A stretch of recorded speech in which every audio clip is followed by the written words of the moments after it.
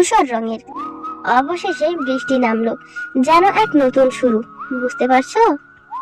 Jungkook বুঝতে পারছে লুকোচুরির খেলাটার সমাপ্তি যে এত শীঘ্রই টানা লাগবে উভয় পক্ষে তা টের পায়নি। কে কিভাবে জানলো, কিভাবে বুঝলো, কেউ তা নিয়ে মাথা ঘামালো না।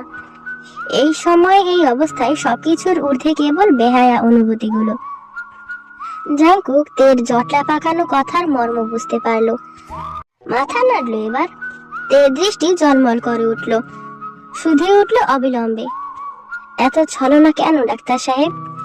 এই প্রশ্নের উত্তরটা জাঙ্কুকের মুখ ফুটে দেওয়া লাগলো না। দক্ষিণ আবেগে বাতাস ছুটল, বৃষ্টির দিক পরিবর্তন হলো। বৃষ্টি আর ছাতা মানলো না, গা ভিজিয়ে দিল তুমুল উদ্যমী হয়ে। জাঙ্কুক দীর্ঘশ্বাস ছেড়ে ছাতা ফেলে দিল। মুহূর্তেই ভিজে গেল দুজন। গম্ভীর মুখ রাজপুত্র তখন বলে উঠল, তুমি এমনটাই চেয়েছিলে। এমনটা কি চেয়েছি?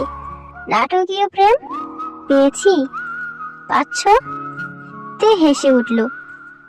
হাস্যোজ্জ্বল চোখ দুটোর পাতার ভাঁজেও বৃষ্টি জমেছে। সেই বৃষ্টির সাথে যে জল ধরা হইচই, তা মূলত নোনা জল। প্রকৃতি বিলাসে এক অদ্ভুত শান্তি আছে।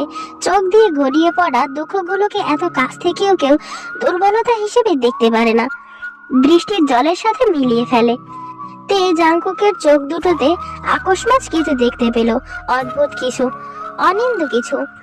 তার পুরো দুনিয়াটা